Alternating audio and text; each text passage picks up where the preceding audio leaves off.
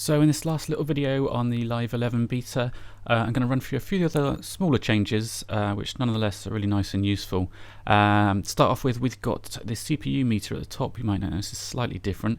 You can click that for a more detailed view, and you can choose between average and current CPUs. Useful for when you're watching how many plugins you're checking on there.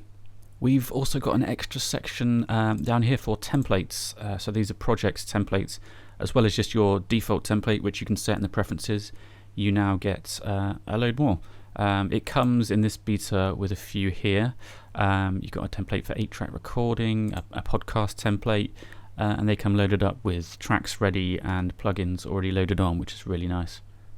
There's been some changes to the Midi clip editor, as you can see down here. You can now set a scale for your Midi clips. Super useful. You've got obviously all the notes and a whole load of scales there, which will then highlight within the Midi clip. And you can fold. Previously, you could fold to just the notes that are in there. You can also fold to the scale. So now any notes you put in this window will be within the chosen scale.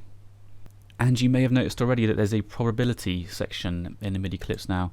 So each note has a probability of sounding, and you can hit these buttons to randomize velocities and randomize probability. And we'll have a quick flick through the preferences pane here.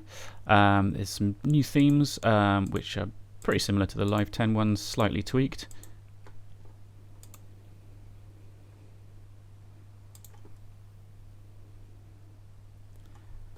Plus a few more different settings in here, mostly related to the new features.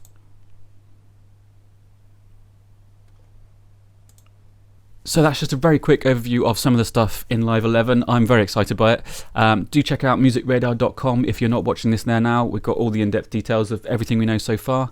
And of course, keep checking back for all the updates.